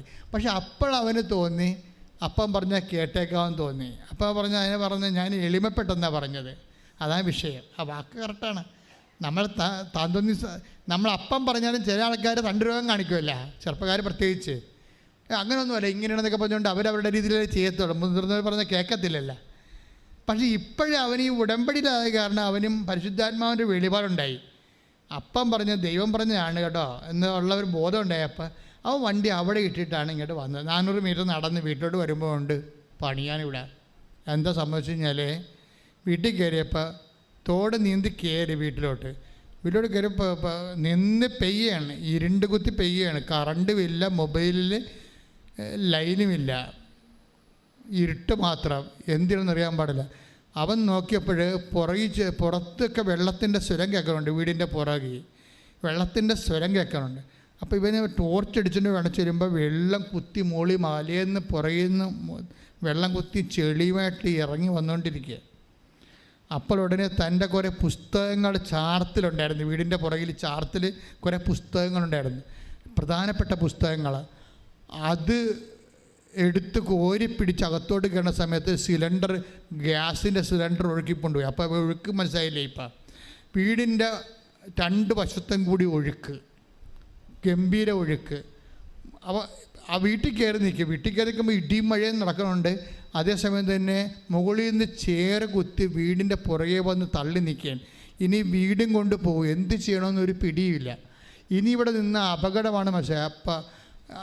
മനസ്സിലായ അപ്പം തന്നെ ഉരുള് മോളിൽ പൊട്ടിയിരിക്കുകയാണ്. നിങ്ങൾക്ക് ഉരുളിക്ക് പൊട്ടാൻ നിങ്ങൾക്ക് അറിയാമില്ല. ഏറ്റവും വലിയ സങ്കടകരമായ ഒരു യാഥാർത്ഥ്യമാണത്. പണ്ട് ഒരു രാമചന്ദ്രൻ ഇവിടെ വന്നിട്ടുണ്ടായിരുന്നു എരുമേലിയിൽ നിന്ന്. എന്നെ ഉടമ്പടി പേപ്പർ കാണിച്ചു. അയാൾ പറഞ്ഞത് ഉരുളി പൊട്ടിയപ്പോൾ ഒഴുകിപ്പോയി, എല്ലാം പോയിച്ചാൽ ഉടമ്പടി പേപ്പർ ഞാൻ വെള്ളത്തിൽ നിന്ന് പിടിച്ചെടുത്തതാണ്. രാമചന്ദ്രൻ എരുമേലിയിൽ നിന്ന്. ഞാൻ പറഞ്ഞു, മകൻ ഇവിടെ മുട്ടനിക്കാൻ പറഞ്ഞു, നിനക്കെന്തെല്ലാം നഷ്ടപ്പെട്ടിട്ടുണ്ട് അതിൻ്റെ ഇരട്ടി അമ്മ തരാൻ ഉദ്ദേശിച്ചു. ഒരു സാധനം നമ്മൾ ഉടമ്പടി എടുത്തിട്ട് നശിച്ചു പോയെന്ന് കണ്ടാൽ അതിനർത്ഥം ദൈവം അത് നശിപ്പിക്കുന്നു, നിന്നെ പൂർണ്ണമായിട്ട് പുനരുദ്ധരിക്കാൻ ആഗ്രഹിക്കുന്നു എന്നാണ്. ശ്രദ്ധിക്കട്ടെ. ഹല്ലേലൂയ. കാരണത്തിന് അപ്പോൾ വൈഫ് അന്ന് വീട്ടിലില്ല, അവർ നേഴ്സാണ്, അടുത്തുള്ളൊരു ഹോസ്പിറ്റലിലാണ് അവർ. അപ്പോൾ പ്രായമായ അപ്പനുണ്ട്, അപ്പന് സ്റ്റെൻഡ് ഇട്ടിരിക്കുകയാണ്, ഹാർട്ട് പേഷ്യൻ്റാണ്. അപ്പോൾ പ്രിൻസിന് മനസ്സിലായി എല്ലാം ഒഴുകിപ്പോയിക്കൊണ്ടിരിക്കുകയാണ്, ഇനി ഏത് സമയത്തും വീടും പോകും. ആ വീട് പോണതിന് മുമ്പ് തന്നെ, പോകാൻ സാധ്യതയുള്ള സമയത്ത് തന്നെ ഇവൻ അപ്പന് പറഞ്ഞു, അപ്പ നമുക്ക് പോകാമെന്ന് പറഞ്ഞു. പക്ഷേ എങ്ങനെ പോകും? റോഡ് ഈ വെള്ളമെല്ലാം കൊത്തിയിട്ട് റോഡ് പൊങ്ങി, തോട് മുങ്ങിപ്പോയിരിക്കുകയാണ്. അപ്പോൾ ഇനി കഴുത്തൊപ്പം വെച്ച് നീന്തേണ്ടി വരും. അപ്പനെയും കൊണ്ട് എങ്ങനെ നീന്തും? പ്രായമായ അമ്മയും കൊണ്ട് എങ്ങനെ നീന്തും? പിന്നെ ഉടനെ എന്ത് ചെയ്യുമെന്ന് വെച്ചാൽ അമ്മയുടെ മുമ്പിൽ അമ്മയോട് പറഞ്ഞു, അമ്മേ ഈശോ, അതായത് ദേവമാതാവ് അമ്മയോട് പറഞ്ഞു, അമ്മേ, ഞാനും എൻ്റെ ഭാര്യയും ഉടമ്പടി എടുത്തതാണ്, ഞങ്ങൾ നശിക്കരുത്, നശിക്കാൻ പാടില്ല. കാര്യം എന്താണ്? ഞങ്ങൾ നീയുമായിട്ട് ഉടമ്പടിയിലാണ് എന്ന് പറയുകയും പെട്ടെന്ന് നോക്കുമ്പോൾ ഒരു ഇടിമിന്നലിൽ ഒരു കോവേണി കാണും. അവിടെ ഉണ്ടായിരുന്ന കോവേണിയാണ്. അമ്മ കോവേണി കാണിച്ചു കൊടുക്കും. ഉടനെ കോവേണി എടുത്ത് ഇവൻ തോടിൻ്റെ മുകളിലിടും. ആരോപണത്തിൻ്റെ കോവേണി എടുത്ത് തോടിൻ്റെ മുകളിലിടും. തോടിൻ്റെ മുകളിലിട്ട് വെച്ച് ഉടമ്പടി കാശുരു എടുക്കും. എടുത്തിട്ട് അരയിൽ 5-8 പ്രാവശ്യം തിരിച്ചിട്ട് മുണ്ടയിൽ അത് തിരികെ വെക്കും. എന്നിട്ട് ഈ അമ്മനെയും കൊണ്ട് ഭാര്യയും അമ്മയും അപ്പനെയും കൊണ്ട് ഇവൻ ഈ പാലത്തെ കൂടി കയറി ഇപ്പുറത്ത് കൊണ്ട് വെക്കും. കൊച്ചിനെ അവൻ തോളയിലെടുക്കും. എന്നിട്ട് അവരവിടെ നിന്ന് കുടിയൊഴിഞ്ഞ് പോരും. കുടിയൊഴിഞ്ഞ് പോരുമ്പോൾ പള്ളിയിൽ ക്യാമ്പിൽ തോന്ന് താമസിക്കും. പക്ഷേ 28 ഉരുളാണ് അന്ന് പൊട്ടിയത് രാത്രി. 1-2 അല്ല, 28 ഉരുൾ. എല്ലാവരും തന്നെ ക്യാമ്പിലായിപ്പോയി. എന്നാൽ അവർ ആ പ്രത്യക്ഷീകരണ പ്രാർത്ഥന അതുപോലെ തന്നെ മുടങ്ങാതെ പോവുകയാണ്. ഇവൻ തിരിച്ച് ക്യാമ്പിൻ്റെ അവസ്ഥ അറിയാമല്ലോ. ക്യാമ്പ് ആദ്യത്തെ ഒരാഴ്ച തഹസിൽദാരും വില്ലേജ് ഓഫീസറും പാർട്ടിക്കാരും എല്ലാം വരുമെങ്കിലും അവസാനത്തെ ആഴ്ച കിടക്കുന്നവൻ്റെ അവനെ ശവം പോലെ കാണത്തുള്ളൂ. ആരും അറിയത്തില്ല, തിരക്കത്തില്ല. ഞാനും ക്യാമ്പ് നടത്തിയിട്ടുള്ളതാണ്, ഗവൺമെൻറ്റിൻ്റെ ആൾക്കാർ വന്നിട്ടുള്ളതാണ്. സുനാമി ക്യാമ്പ് ഈ ജില്ലയിൽ ആദ്യം നടത്തിയ ഞാനാണ്. ആദ്യത്തെ ആൾക്കാർ കുറേ ആൾക്കാരൊക്കെ വഴിയെ തിരക്കി അന്വേഷിക്കുകയും ചെയ്യും. അവരൊക്കെ ഫോട്ടോ ഒക്കെ എടുത്ത് ഒന്നും തരത്തില്ലെന്നല്ല, എല്ലാം തരും. അത് ആദ്യത്തെ ഒരു ഇതാണ്. അത് കഴിയുമ്പോൾ പിന്നീട് മനഃപൂർവ്വം നമ്മൾ അവിടുന്ന് പോയി കളയാൻ വേണ്ടി അവർ പിന്നെ തിരിഞ്ഞു നോക്കത്തില്ല. അവർ വരാത്തപ്പോൾ ഓർക്കുക, അവർ ക്യാമ്പ് പിരിച്ചു വിട്ടിരിക്കണം, ഇനി നമുക്ക് വേണമെങ്കിൽ വീട്ടിൽ പോയി മര്യാദക്ക് തേച്ച് കഴുകി ജീവിക്കാവുന്നതിൻ്റെ അർത്ഥം. അത്രേ ഉള്ളൂ. ഇപ്പോൾ പ്രിൻസ് വീട്ടിൽ ചെന്നപ്പോൾ വീട് പൊടിഞ്ഞിട്ടൊന്നുമില്ല, പക്ഷേ താമസിക്കാൻ പറ്റാത്ത ഒരവസ്ഥയാണ്.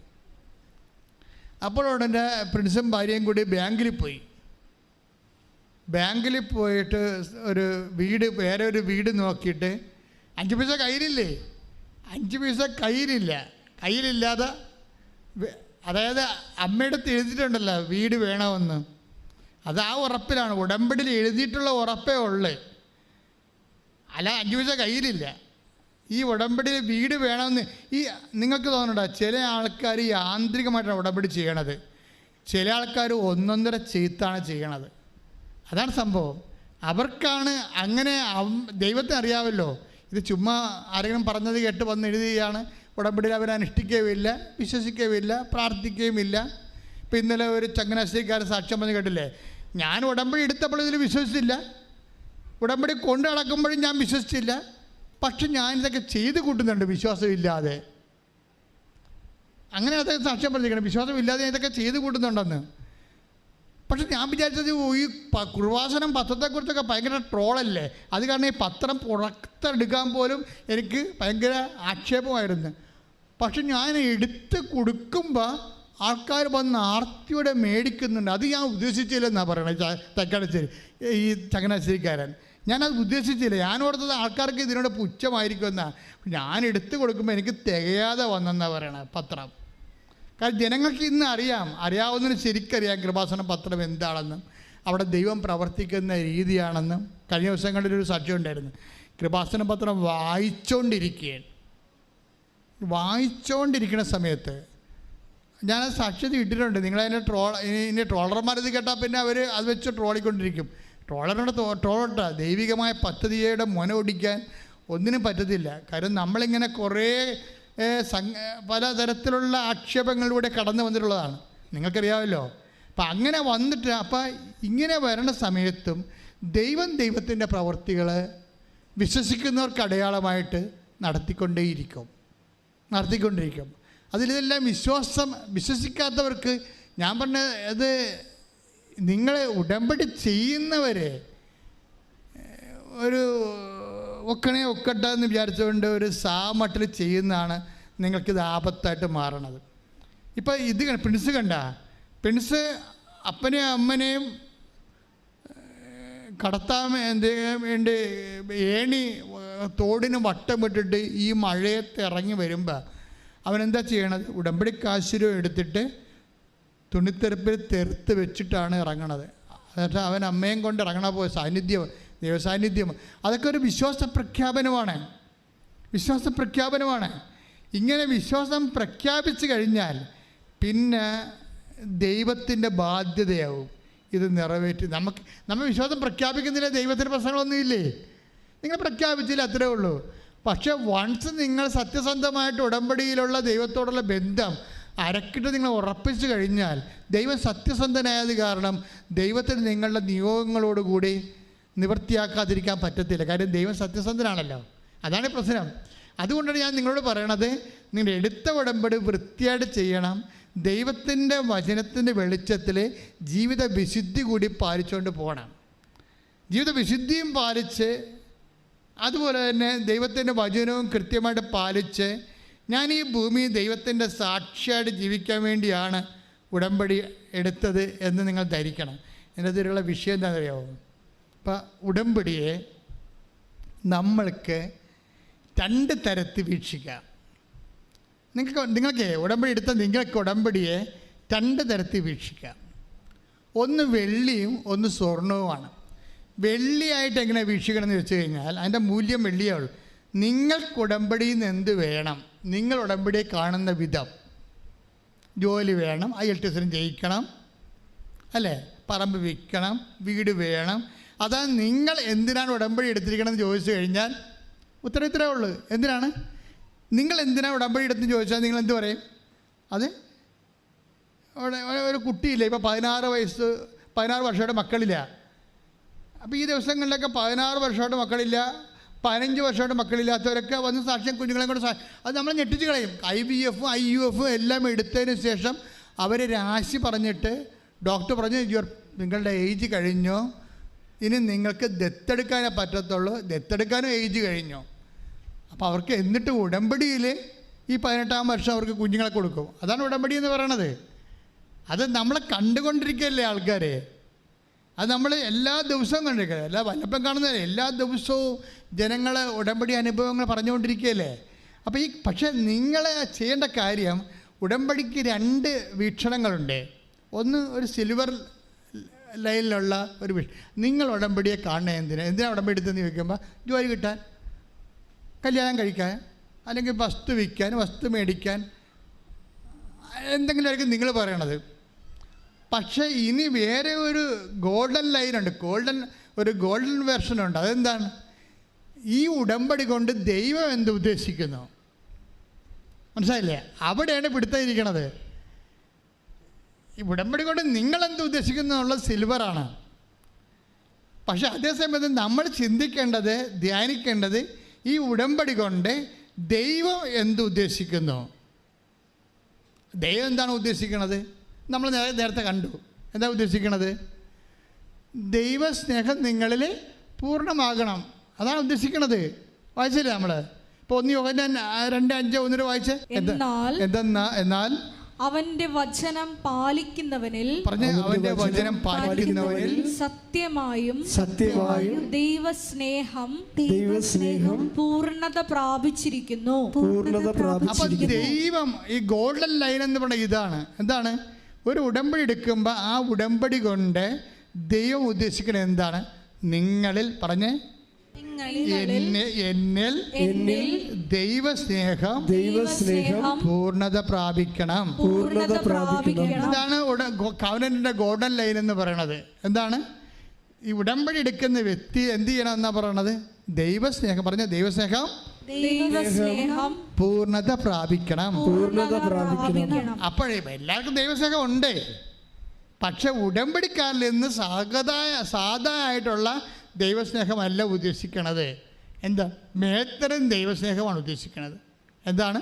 പൂർണ്ണത പ്രാപിച്ച ദൈവസ്നേഹമാണ്. ഉടമ്പടി ഒരു ജീവിത രീതിയാണെന്ന് പറയുന്നത് അവിടെയാണ്. ഇങ്ങനെയാണെങ്കിൽ എന്ത് ചെയ്യണം? ഇപ്പം ദൈവസ്നേഹം പൂർണ്ണത പ്രാപിക്കുന്നതാണ് ദൈവത്തിൻ്റെ ഉദ്ദേശമെങ്കിൽ ഒന്ന് പറഞ്ഞേ, ദൈവസ്നേഹം ഞങ്ങളിൽ പൂർണ്ണത പ്രാപിക്കുന്നതാണ് ദൈവത്തിന്റെ ഉദ്ദേശമെങ്കിൽ ആ ദൈവസ്നേഹം ഞങ്ങളിൽ പൂർണ്ണത പ്രാപിക്കാൻ ഞങ്ങൾ എന്ത് ചെയ്യണം? അതിന് ചോദ്യമാണത്. അപ്പം നിങ്ങൾ എന്താ ചെയ്യേണ്ടത്? അതിന് കർത്താവ് പറയും, അവൻ്റെ വഴി കൂടി നടക്കണമെന്ന് പറയും. നിങ്ങളുടെ വഴി കൂടി നടന്നാൽ പറ്റത്തില്ല. എല്ലാവരും അവരവരുടെ വഴി കൂടിയല്ല നടക്കണത്. അവൻ്റെ വഴി കൂടി നടക്കാൻ വേണ്ടി താഴത്ത് വായിച്ചേ 1 യോഹന്നാൻ 2:6 വായിച്ചേ. അവനിൽ വസിക്കുന്നെന്ന് പറയുന്നവൻ പറഞ്ഞ് അവനിൽ വസിക്കുന്നുവെന്ന് പറയുന്നവൻ അവൻ നടന്ന അതേ വഴിയിലൂടെ നടക്കേണ്ടിയിരിക്കുന്നു. ഉടമ്പടി എന്ന് പറയുന്നത് എന്താണ്? ദൈവസ്നേഹം പൂർണ്ണമാക്കാൻ വേണ്ടിയുള്ള ദൈവിക പദ്ധതിയാണ്. ദൈവസ്നേഹം എങ്ങനെ പൂർണ്ണമാകും? അത് അവൻ നടന്ന അതേ വഴിയിലൂടെ നടക്കണം. അവൻ നടന്ന വഴിയിലൂടെയാണ് പ്രിൻസ് നടക്കണം. ഇപ്പം ഉള്ള വീടും പോയില്ലേ, വഴിയാധാരമായില്ലേ? അവൻ നടന്ന വഴി അവന് വീടില്ലല്ല, കിടക്കണം കണ്ടില്ലേ? അവൻ നടന്ന വഴിയിലൂടെ ഉടമ്പടിക്കാരൻ നടക്കണം കണ്ടില്ലേ? അവൻ നടന്ന അതേ വഴി. നിങ്ങൾ ഓർക്കണം, ഉടമ്പടി എടുക്കുമ്പോൾ ചിലർക്ക് അവൻ നടന്ന അതേ വഴിയിലൂടെ അവനെ പെട്ടെന്ന് നടത്തും നിങ്ങളെ. ഇതുകൊണ്ട് തീർന്നില്ല. പെൻസും ഭാര്യയും കൂടി ബാങ്കിൽ ചെല്ലുമ്പോൾ പറയും നിങ്ങൾക്ക് പുതിയ വീട് കണ്ടുപിടിച്ചവർ, പക്ഷേ കൈ കാശില്ല, ബാങ്കിൽ ലോൺ എടുക്കാമെന്ന് പറഞ്ഞ് ചെല്ലുമ്പോൾ ബാങ്കുകാരൻ പറയും നിങ്ങളുടെ പ്രദേശത്തല്ലേ 28 ഉരുള് പൊട്ടിയത്, അവിടെ എന്തുറപ്പിന് ഞങ്ങൾ ലോൺ തന്നാൽ നിങ്ങളെങ്ങനെ റീഫണ്ട് ചെയ്യും, ആ സ്ഥലത്ത് ലോൺ തരികയെന്ന് പറയും. പിന്നെ എന്ത് തീർന്നില്ലേ? അവൻ നടന്ന അതേ വഴി. അവൻ വഴിയാധാരം കണ്ടില്ലേ? വീടുമില്ല, കുടിയുമില്ല, ഭാര്യയും കുഞ്ഞുങ്ങളെയും കൊണ്ട് ഇറങ്ങുകയാണ്. കർത്താവ് നടന്ന അതേ വഴിയിലൂടെ നടക്കണം. വൈഫ് എന്ത് ചെയ്യും? സൗഭാഗ്യ ഇടിവെട്ടാണ്. ഇങ്ങനെയൊന്നും കൊണ്ട് അവൾ കുലുങ്ങത്തില്ല.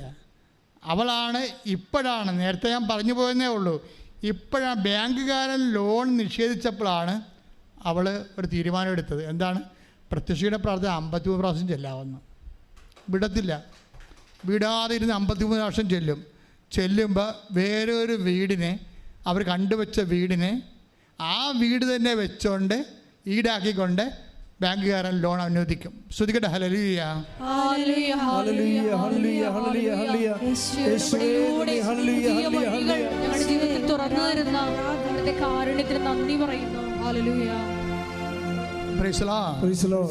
അവൻ നടന്ന അതേ വഴി ഇടയ്ക്ക് നമ്മൾ നടക്കുമ്പോൾ നിങ്ങൾ പതറരുത്. കാര്യം അവരാ ഉടമ്പടി ഉറച്ചു തന്നെയാണ് മുന്നോട്ട് പോണത്.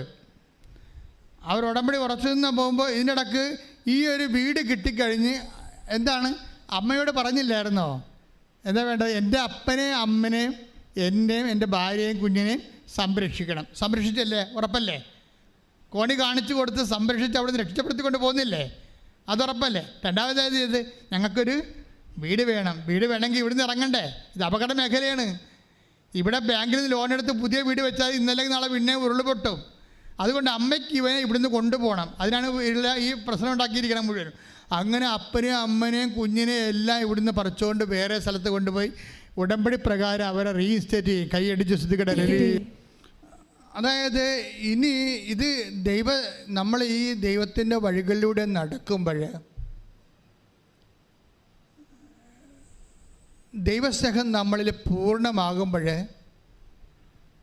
നമ്മൾ ദൈവത്തെ അറിയുകയാണ് ചെയ്യണത്. ഉടമ്പടി ചെയ്ത് കഴിയുമ്പോൾ ദൈവം ചെയ്യണ എന്താണ്? ദൈവത്തെ ഇത്രയും നാൾ നമ്മൾ അറിഞ്ഞതൊരു അറിവല്ല, ഉടമ്പടി പ്രകാരമായ ദൈവത്തിൻ്റെ പൂർണ്ണതയുടെ അറിവിലേക്ക് നമ്മളെ കൊണ്ടുവരിക. അതുകൊണ്ടാണ് 1 യോഹന്നാൻ 1 വായിച്ചേ. 1 യോഹന്നാൻ 2, 5, 6 1 വായിച്ചേ. എന്നാൽ അവന്റെ വചനം പാലിക്കുന്നവനിൽ സത്യമായും ദൈവസ്നേഹം പൂർണ്ണത പ്രാപിച്ചിരിക്കുന്നു. നാം അവനിൽ വസിക്കുന്നെന്ന് ഇതിൽ നിന്ന് നാം അറിയുന്നു. ഇതിനകത്ത് വരുന്നൊരു വിഷയം കണ്ടില്ലേ? നമ്മളെപ്പോഴും പറഞ്ഞുകൊണ്ടിരുന്നത് മുഴുവനും, ഞാനെപ്പോഴും പറയും ഇത് ബൈലാറ്ററലാണ്, ഉഭയകക്ഷിയാണെന്ന് വെച്ച് കഴിഞ്ഞാൽ ദൈവം ഇതിൻ്റെ 2 സംഭവമാണ്.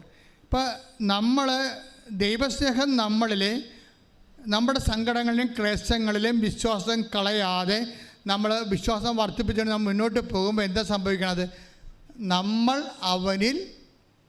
അവനെ അറിയുന്നു. പിന്നെ എന്താണ്? നമ്മൾ അവനിൽ വസിക്കുന്നു. മനസ്സിലായില്ലേ? അതായത് നമ്മളെപ്പോഴും പ്രാർത്ഥിച്ചുകൊണ്ടിരിക്കണം. ഇപ്പോൾ പ്രാർത്ഥിക്കുമ്പോൾ എന്താ സംഭവിക്കണമെന്ന് വെച്ച് കഴിഞ്ഞാൽ, ഇപ്പോൾ 15:4. യോഹന്നാൻ 15:4. ആ, നിങ്ങൾ എന്നിൽ വസിക്കുവിൻ. പിന്നെ പ്രാർത്ഥിച്ചേ. യോഹന്നാൻ 15:4. ആ, നിങ്ങൾ എന്നിൽ വസിക്കുവിൻ. നിങ്ങൾ എന്നിൽ വസിക്കുവിൻ. ഞാൻ നിങ്ങളിലും വസിക്കും. ഞാൻ നിങ്ങളിലും വസിക്കും. പിടിയാ, ഈ ഞാൻ നിങ്ങളിൽ വസിക്കണം എന്ന് പറഞ്ഞാൽ രണ്ടാമത്തെ ക്ലോസാണ്, ആദ്യത്തെ ക്ലോസ് അല്ല. ഞാൻ നിങ്ങളെ വസിക്കുക എന്ന് പറഞ്ഞാൽ എന്താണ്? രണ്ടാമത്തെ ഓപ്ഷനാണത്, അത് ആദ്യത്തേതല്ല. ആദ്യത്തെ എന്താ? നമ്മൾ ചെയ്യേണ്ട കാര്യം ചെയ്യാതെ ദൈവം വസിക്കുന്നൊരു കാര്യമില്ല. ആദ്യത്തെ എന്താണ്? ഈശോ എന്താ പറഞ്ഞു? ഞാൻ നിങ്ങളിൽ വസിക്കും, പിന്നെ നിങ്ങൾ എന്നിലും വസിക്കുമെങ്കിൽ. അതായത് എന്താ പ്രോബ്ലം ചെയ്യണത്? ആദ്യം ചെയ്യേണ്ടത് ദൈവം നമ്മളിൽ വസിക്കണമെങ്കിൽ ആദ്യം ചെയ്യേണ്ടത് എന്താണ്? നമ്മൾ ദൈവത്തിൽ വസിക്കണം. ഇവിടെയാണ് വിഷയം വന്നത്. ഉടമ്പടി അഡ്രസ്സ് ചെയ്യണത് ഈ വിഷയമാണ്. Why we should take covenant. അതെന്താ കാര്യം? എന്തിനാണ് നിങ്ങൾ കവനന്റ് ഉടമ്പടി എടുക്കുന്നത്? ആ 8 ദിവസ പശ്ചാത്തലം അതുപോലെ തന്നെ കല്യാണം കഴിക്കാനോ പീഡിപ്പിക്കാനോ ഒന്നുമല്ല. അത് നമ്മുടെ ഒരു ദൈവം അങ്ങനെയല്ല കാണുന്നതിനെ. എന്തിനാണ് നമ്മൾ കവനന്റ് എടുക്കുന്നത്? ദൈവം നമ്മളിൽ വസിക്കാൻ. ദൈവം നമ്മളിൽ എങ്ങനെ വസിക്കും? ദൈവസ്നേഹം നമ്മളിൽ പൂർണ്ണമാകുമ്പോൾ. ദൈവസ്നേഹം നമ്മൾ എങ്ങനെ പൂർണ്ണമാകും? ദൈവത്തിൻ്റെ വചനം നമ്മൾ പാലിക്കുമ്പോൾ. You got the point? Clear അല്ലേ? അതാണത് വായിക്കേണ്ടത്. അതായത് നമ്മൾ ഉടമ്പടി എടുക്കണം എന്തിനാണ്? ദൈവത്തിൻ്റെ വചനങ്ങൾ നമ്മൾ പാലിക്കാൻ. എന്തിനാണ് നമ്മൾ ദൈവത്തിൻ്റെ വചനങ്ങൾ പാലിച്ച് ജീവിക്കണത്? ദൈവസ്നേഹം നമ്മളിൽ പൂർണ്ണമാകാൻ. ദൈവസ്നേഹം നമ്മൾ എന്തിനാണ് പൂർണ്ണമാകണത്? ദൈവത്തിന് നമ്മളിൽ വസിക്കാൻ. എന്തിനാണ് ദൈവം നമ്മൾ വസിക്കണത്? നമ്മളിൽ ദൈവം വസിക്കാൻ. Praise the Lord. ഹല്ലേലൂയ. ഇതാണ് ഇതിൻ്റെ ഒരു സ്റ്റെപ്സ് എന്ന് പറഞ്ഞാൽ മെഡിക്കൽ സയൻസ് ഒന്നും വർക്കൗട്ട് ചെയ്യത്തില്ല ചില സമയത്ത്. എന്താ കാര്യം? നമുക്ക് അറിയാവുന്നേ ഉള്ളൂ. അറിയണേ എന്താണ്? കൊച്ചു മരിക്കും, അതേ അറിയാൻ പറ്റത്തുള്ളൂ. എത്ര നിങ്ങൾ പഠിച്ചാലും മാക്സിമം അറിയാൻ പറഞ്ഞത് എന്താണ്? ഈ മരുന്ന് പിടിച്ചില്ലെങ്കിൽ കൊച്ചു മരിക്കും. അതാണ് മാക്സിമം അറിയാവുന്നത്.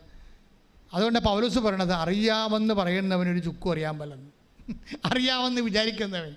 വല്ലാണ്ട് അഹങ്കാരം പറയണത് അറിവാണല്ല. അറിവ് അഹങ്കാരം ജനിപ്പിക്കുമെന്ന് പൗലോസ് പറഞ്ഞിട്ടുണ്ട്. പിന്നെ അറിയാനുള്ളവന്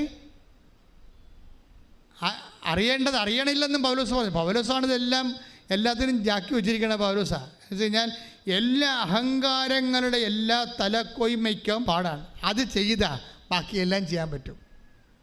അതാണ് ഇതിൻ്റെ ഒരു ക്യൂൻ ഓഫ് മിഷൻ എന്ന് പറഞ്ഞത്. അതാണ് അത് ചെയ്ത പത്രത്തിൻ്റെ പ്രവർത്തനത്തിലൂടെയാണല്ലോ വിശ്വാസ കൈമാറ്റം കർത്താവിനെ പരിചയപ്പെടുത്തി കൊടുക്കണത്.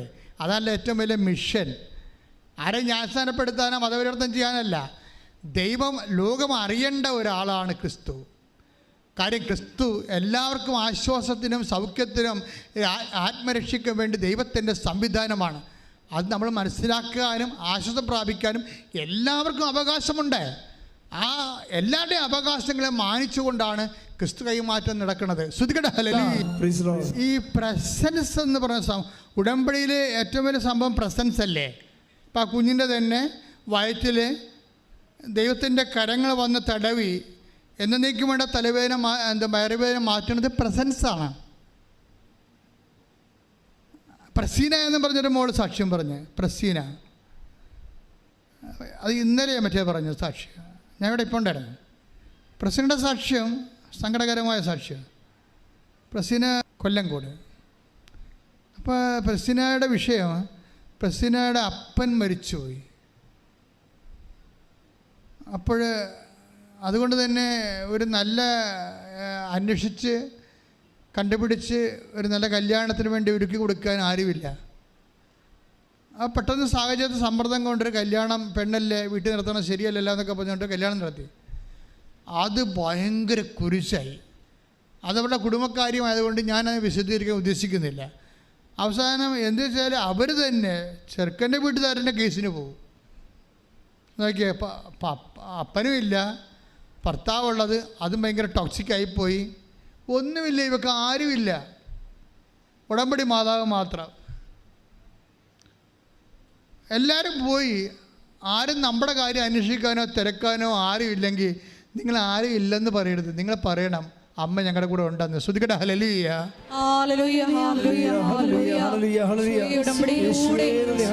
കൂടെ സഞ്ചരിക്കുന്ന അമ്മയുടെ വാത്സല്യത്തിന് നന്ദി പറയാം. ഹല്ലേലൂയ. അപ്പം പ്രസീന ഒറ്റക്ക് ദൈവത്തിൻ്റെ കൂടെ ഒറ്റക്കാണ്. സിംഗിൾ വിത്ത് ഗോഡ് എന്ന് പറയത്തില്ലേ, അതുപോലുള്ള ജീവിതാനുഭവങ്ങളാണ്. സിംഗിൾ വിത്ത് ഗോഡ്, എനിക്ക് ദൈവം മാത്രമേ ഉള്ളൂ. അപ്പം ദൈവം മാത്രമേ ഉള്ളെന്ന് പറഞ്ഞുകൊണ്ട് ദൈവത്തിൻ്റെ ജോലി അവൾ വെടിപ്പാട് ചെയ്യുന്നുണ്ട്. ദൈവത്തിൻ്റെ ജോലി അവൾ വെടിപ്പാട് ചെയ്യുന്നുണ്ട്. ഒരു ദിവസം ഒരു ഉടമ്പടി പുതുക്കാൻ വന്നപ്പോൾ അമ്മയോട് പറഞ്ഞു, അമ്മേ എല്ലാവരും അമ്മ കാണുന്നുണ്ടല്ലേ, എനിക്ക് ഭർത്താവും ഇല്ല അപ്പനും ഇല്ല, എന്നെ ഒന്ന് കാണാത്തത് എന്താണ്?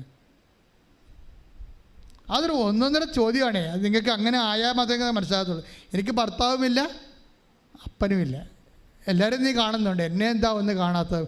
ഉടമ്പടി എഴുതി എനിക്ക് നിന്നെ കാണണമെന്ന്. ഉടമ്പടിയിൽ പുതുക്കുമ്പോൾ എഴുതണമാണ് എനിക്ക് നിന്നെ കാണണം. എന്നിട്ട് ഉടമ്പടി ഇട്ടിട്ട് അമ്മയുടെ കാര്യവും പറഞ്ഞ് സങ്കടം പറഞ്ഞിട്ട് പോകുവാൾ പോയി വടക്കാഞ്ചേരി ഒരു ആശുപത്രിയിൽ രോഗികളെ, ഒരു പാലിയേറ്റീവ് കെയറിൽ കിടപ്പ് രോഗികളെ ശുശ്രൂഷിക്കാൻ വേണ്ടി പോകും. ഉടമ്പടി വിധി പ്രകാരം രോഗി പരിചരണം ഉണ്ടല്ലോ, കിടപ്പ് രോഗികളെ ശുശ്രൂഷിക്കാൻ വേണ്ടി ബസ്സിന് പോവുകയാണ്.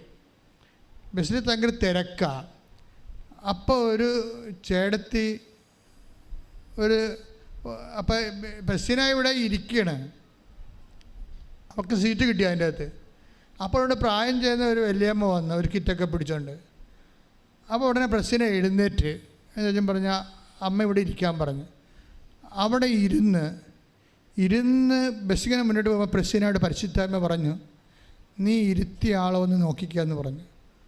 ഉടനെ ഇരുത്തിയ ആളെ ഇവിടെ തിരിഞ്ഞു നോക്കിയപ്പോൾ കൃപാസനം മാതാവ്. Hallelujah, hallelujah. ഒരു വല്ലാത്ത സാക്ഷ്യമാണത്. സിൽവർ ഗ്രേയിലിരിക്കുകയാണ്. എന്താ എഴുതിയിട്ടച്ഛൻ പോയത്? അപ്പനുമില്ല എനിക്ക് ഭർത്താവുമില്ല, എല്ലാവർക്കും നീ കാണുന്നുണ്ട്, എനിക്കൊന്ന് കാണണം. പിന്നെ 3 പ്രാവശ്യം കണ്ട്, ഒന്നല്ല 3 പ്രാവശ്യം. അപ്പം നമുക്ക് ആരുമില്ലെന്ന് നിങ്ങൾ ആരും പറയരുത്. എനിക്കെൻ്റെ അമ്മയുണ്ട്, അമ്മ ചൂണ്ടിക്കാണിച്ചു തരുന്ന ഈശോ ഉണ്ടെന്ന് പറയണം എന്ന് പറഞ്ഞുകൊണ്ട് സ്തുതിക്കട്ടെ. ഹല്ലേലൂയ. അപ്പോൾ ഇതുപോലെയുള്ള വഴികളിലൂടെ പോകുമ്പോൾ ഇപ്പം പ്രസീനായും കോടതി കേസാണ്, 7 കൊല്ലമായിട്ട് കേസ് പറയുകയാണ്. അപ്പനുമില്ല ഭർത്താവുമില്ല, അവൾ ഒറ്റക്ക് നിന്ന് ദൈവം മാത്രമേ ഉള്ളൂ. ആ കേസ് ഉടമ്പടി എടുത്തോടുകൂടി അമ്മ കോടതിയിൽ പോയി അഡ്വക്കേറ്റായിട്ടാണ്, അമ്മ അഡ്വക്കേറ്റാണല്ല, കോടതിയിൽ പോയി അവൾക്ക് വേണ്ടി വാദിച്ച് അവൾക്കും മകൾക്കും അവളുടെ മകൾക്കും ആവശ്യത്തിന് പണം കോടതിയെ കൊണ്ട് അനുഭവിപ്പിച്ച് അക്കൗണ്ടിലാക്കി കേസും ജയിച്ചു പോകുന്നു. എന്നിട്ട് പ്രശ്നം ഇത് അമ്മ ഏറ്റെടുക്കണം. നിങ്ങൾക്ക് വരുന്നൊരു പ്രശ്നം നിങ്ങൾ നടക്കുമായിരിക്കും അല്ലേ? അപ്പോൾ അവൾക്ക് നടന്ന് അവൾ ഭയങ്കര ലോകത്തിലുള്ള തരികിട പാർട്ടിയാണ്, അവൾ പോയി ഉടമ്പടി എടുത്ത് അവൾക്ക് നടന്നു. ഞാൻ ദൈവം എന്ന് പറഞ്ഞ് നടക്കണം, എനിക്കൊന്നും നടക്കണില്ല. ഇങ്ങനെ കുശുമ്പും പൗശല്യം പറഞ്ഞ് നടക്കുകയാണ് കുറേ ആൾക്കാർ. അതുകൊണ്ടാണ് നിങ്ങൾക്ക് ദൈവാനുഭവം ഇല്ലാത്തത്. മറ്റുള്ളവർക്ക് നടന്ന ഉടമ്പടി നമ്മൾ നടക്കുകയാണ്. അല്ല, നിങ്ങളുടെ ജീവിതത്തിലുണ്ടാകുന്ന ദൈവത്തിന് നിരക്കാത്ത സ്വഭാവങ്ങളോ രീതികളോ മാറ്റിയെടുക്കാൻ നോക്കുകയല്ല.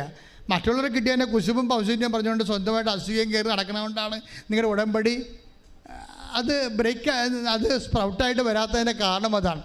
പ്രാർത്ഥിക്കുക, കർത്താവായ ദൈവമേ, ദൈവത്തെ സ്നേഹിച്ച് 1 യോഹന്നാൻ 2:5 പ്രാർത്ഥിക്കുന്ന ദൈവസ്നേഹത്തിന്റെ പൂർണ്ണതയിലെത്തിയ ദൈവത്തിൽ വസിച്ച് ദൈവം എന്നിൽ വസിച്ച് നിത്യ ഉടമ്പടിയുടെ ഭാഗ്യമായി ജീവിക്കാൻ എന്നെ അഭിഷേകം ചെയ്യണമേ.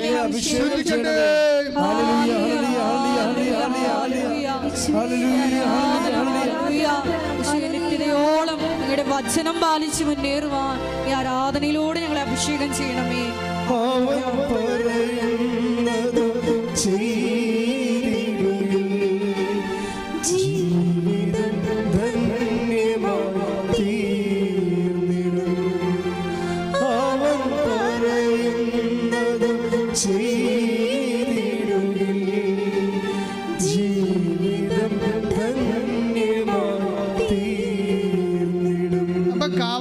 അസുഖം വെച്ച് ശ്വാസവും മുട്ടി കൊച്ചു മരണ വെബ്രാളത്തിൽ ഐസിയുലും കിടക്കാതെ അപ്പൻ്റെ പെടലിക്ക് അള്ളിപ്പിടിച്ചിരിക്കുകയാണ്. അമ്മയുടെ അടുത്ത് പോലും ആകുമ്പോൾ ആ കൊച്ചു പോണില്ല, പെരിസിൻ്റെ കൊച്ചു പോണില്ല. പെരിസിൻ്റെ പെങ്ങന്മാർ വന്ന് അച്ഛൻ പറഞ്ഞു, മാവേ ഇങ്ങോട്ട് വാ, മകൻ ഇങ്ങോട്ട് വാ, ഞാൻ ആൻറ്റി നോക്കിക്കൊള്ളാം. കൊച്ചു പോകത്തില്ല. കൊച്ചിനറിയാം അപ്പൻ്റെ പെടലിക്കെന്ന് കൈ വിട്ട് കഴിഞ്ഞാൽ ഡോക്ടർമാർ കൊണ്ടുപോയി IC കിടത്തുമെന്നറിയാം. അതാണ് കൊച്ചു കൈ വിടാത്തത്. കൊച്ചു ഉണർന്നിരിക്കണം, ഉറങ്ങണ കൂടിയില്ല. രാത്രി മൊത്തം പെൻസിനെ ഉറക്കാതെ, കുഞ്ഞുറങ്ങാതെ എന്നെ IC ഇടുകയെന്ന് വിചാരിച്ചുകൊണ്ട് അപ്പൻ്റെ പെടലിക്ക് അള്ളിപ്പിടിച്ചിരിക്കണം. എന്തൊരു ഗതികേട്. അവൻ നടന്ന വഴി, അവനെ മുഴുവനും ഉറങ്ങാതെ നിന്നില്ലേ ഒരു രാത്രി. നിങ്ങൾ ഉറങ്ങാതെ നിൽക്കുമ്പോൾ വയസ്സിനെ ഓർത്തേക്കണേ. അവൻ അന്ന് അന്ത്യത്താഴത്തിൽ പറഞ്ഞായിരുന്നു, നിങ്ങൾ ഈശോ കഴിക്കണില്ലേ എന്ന് ചോദിക്കുമ്പോൾ ഈശോ പറയും, അപ്പായിടത്ത് നാളെ ഈ സമയത്ത് ഞാൻ അപ്പായിടത്തായിരിക്കും. ഇതൊക്കെ വെള്ളിയാഴ്ച രാത്രി. അപ്പായുടെ മേശപ്പുറത്തു നിന്നാണ് ഇനി ഞാൻ ഭക്ഷണം കഴിക്കാൻ പോണത്. ഇപ്പം നിങ്ങൾ കഴിക്കാൻ പറയും. അവൻ പട്ടിണി നിന്നാണ് നമുക്ക് വേണ്ടി ഉറക്കമില്ലാതെ വിസ്താരം മേടിച്ച് പിലാത്തോസിൻ്റെ അന്നാസിൻ്റെയും ഗുണ്ടകൾ അവനെ കയ്യാമം വെച്ച് അവൻ്റെ മുതുകിൽ ഉഴുത് അവനെ ഒരു ചോരക്കട്ടയാക്കിയപ്പോൾ അവൻ ഉറങ്ങിയിട്ടില്ല. ഉറങ്ങാത്ത രാത്രികൾ അവകാശമായി വരുമ്പോൾ അവൻ നടന്ന വഴിയിലൂടെ നടന്നു എന്നുകൊണ്ട് അതൊക്കെ നിറവേറണമെന്ന് ഈശോയ്ക്കറിയാമായിരുന്നു. അതുപോലെ നിൻ്റെ ജീവിതത്തിൽ എഴുതപ്പെട്ട കുറച്ച് കാര്യങ്ങളുണ്ട്. അത് നിറവേറുന്ന ഉടമ്പടിക്കാലത്ത് മഹത്വത്തിൽ നിന്ന് മഹത്വത്തിലേക്ക് നിന്നെ ദൈവം കൈപിടിച്ച് കൊണ്ടുപോകുന്ന മനോഹരമായ കാഴ്ചയാണ് പ്രിൻസിൻ്റെ ജീവിതം. നമ്മൾ ലൂക്കാൻ്റെ സുവിശേഷം 24:44 വായിച്ചേ. ശ്രുതികടെ ഹല്ലേലൂയ.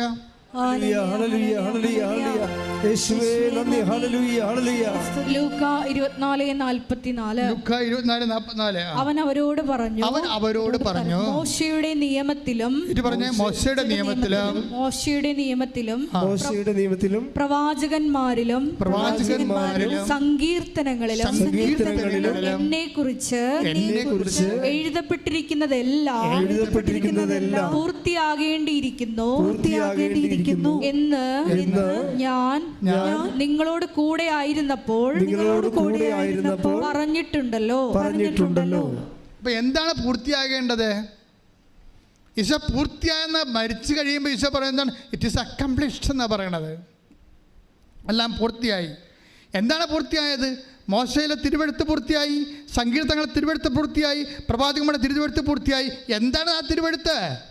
എന്താണ് ആ തിരുവെഴുത്തെന്ന് ലൂക്ക 24:46 പറയും. ശ്രുതികടെ ഹല്ലേലൂയ. ലൂക്ക 24:46. അവൻ പറഞ്ഞു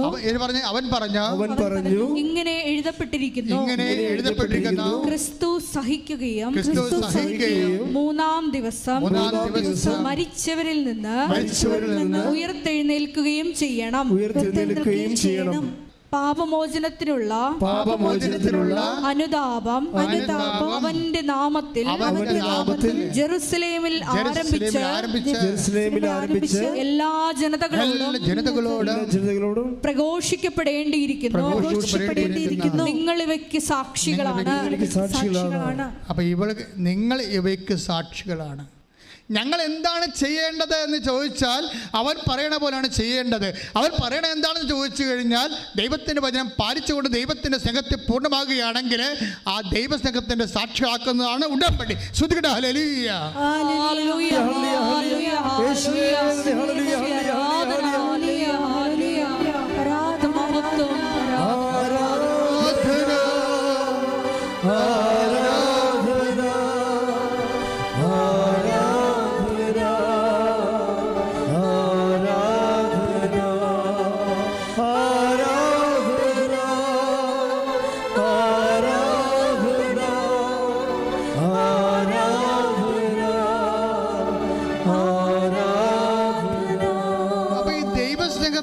പൂർണ്ണതയിലേക്ക് നമ്മൾ പോകുമ്പോൾ അത് സഹനത്തിൻ്റെ ഒരു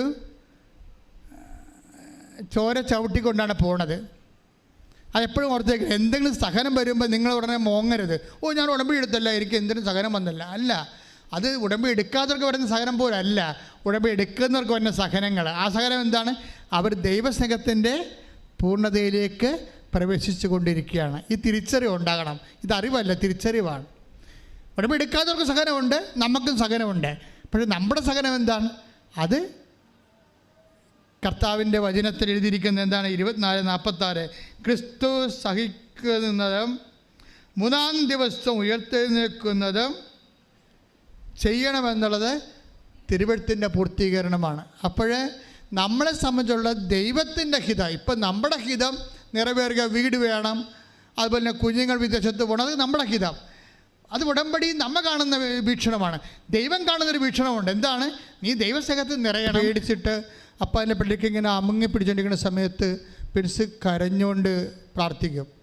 എന്താ പറയണത്? ഞാൻ ആശുപത്രി ICUലല്ല അമ്മേ, ഞാൻ ആലപ്പുഴ കൃപാസനത്തിൽ അമ്മയുടെ മുമ്പിലാണ്. ഞാൻ അമ്മയുടെ മുമ്പിൽ നിന്നുകൊണ്ട് പ്രാർത്ഥിക്കുകയാണ്. ഇനി ഒരു ഇഞ്ചക്ഷൻ എടുത്താൽ കൊച്ച് അങ്ങോട്ടോ ഇങ്ങോട്ടോ ആകാം എന്നാണ് ഡോക്ടർ പറഞ്ഞത്. അപ്പോൾ അതുകൊണ്ട് ലാസ്റ്റ് ഓപ്ഷനാണ്. അവൻ കരഞ്ഞുകൊണ്ട് എന്തെങ്കിലും പറയും, ഞാൻ കരയണത് കൃപാസനത്തിൽ പ്രത്യക്ഷപ്പെട്ട അമ്മയുടെ മുമ്പിൽ ഞാൻ ആലപ്പുഴ വന്ന് അമ്മയുടെ മുമ്പിൽ നിന്നുകൊണ്ടാണ് ഞാൻ കരഞ്ഞ് പറയണ ഈ കുഞ്ഞിൻ്റെ പ്രാണന് വേണ്ടി എന്ന് പറഞ്ഞുകൊണ്ട് അവൻ ഡോക്ടറോട് പറയും ഇഞ്ചക്ഷൻ എടുക്കാൻ പറയും. ആ ഒറ്റ ഇഞ്ചക്ഷനോടെ കൊച്ചു രക്ഷപ്പെട്ടു പോകും. അതാണ്, അതായത് ക്രിസ്തുവിൻ്റെ സഹനത്തിൽ പങ്കുചേരുകയാണ്. അതാണ് 24:46 എന്താ എഴുതിയിരിക്കണത്? ക്രിസ്തു സഹിക്കുകയും, എന്തിനാ സഹിക്കണത്? 3-ാം ദിവസം മഹാപ്രാഭവത്തോടുകൂടി ഉയർത്തെഴുന്നേൽക്കാൻ. നിൻ്റെ ഉയർത്തെഴുന്നേൽപ്പും ദൈവത്തിൻ്റെ നിന്നെ മഹത്വപ്പെടുത്തുന്നതും ദൈവം കണ്ടിട്ടുണ്ടെങ്കിൽ അതിൻ്റെ പേരിലാണ് ഉടമ്പടി പ്രകാരമുള്ള സഹനങ്ങൾ വരണത്. അതിവനെപ്പോലെ അതിജീവിക്കാൻ നമുക്ക് കഴിയണം. ശ്രദ്ധിക്കട്ടെ. ഹല്ലേലൂയ.